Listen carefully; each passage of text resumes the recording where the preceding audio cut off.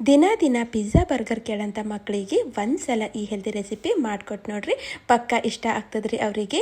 ಒಂದು ಮಿಕ್ಸಿ ಜಾರ್ನಾಗ ಒಂದು ಬಟ್ಟಲು ಮೀಡಿಯಮ್ ರವೆ, ಒಂದು ಬಟ್ಟಲು ತೊಳೆದು ಸೊಪ್ಪಿ ತೆಗೆದು ಹೊಳಿದು ಸಾರಿಕಾಯಿ ರೀ, ಹಾಗೆ ಅರ್ಧ ಬಟ್ಟಲು ಮೊಸರು, ಹಸಿ ಬಟಾಣಿ, ಕೊತ್ತಂಬರಿ, ಕರಿಬೇವು, ಶುಂಠಿ, ಉಪ್ಪು, ಅರಿಶಿಣ ಪುಡಿ ಹಾಕಿ ಹಾಗೆ ರುಬ್ಕೊಂಡು ತರ್ತೀನಂದ್ರಿ.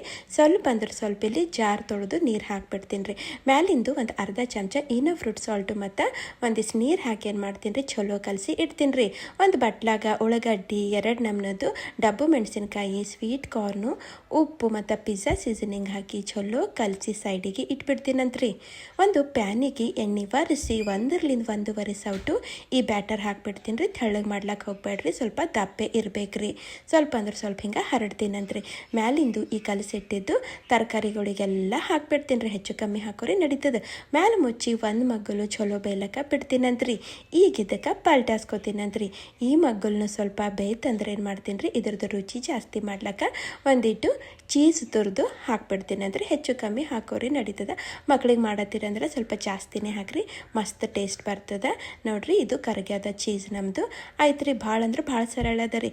ಮಾಡ್ಕೊಡ್ತೀರಲ್ರಿ ನಿಮ್ಮ ಮಕ್ಳಿಗೂ. ಮತ್ತೆ ಸಿಗ್ತೀನಂತ್ರಿ.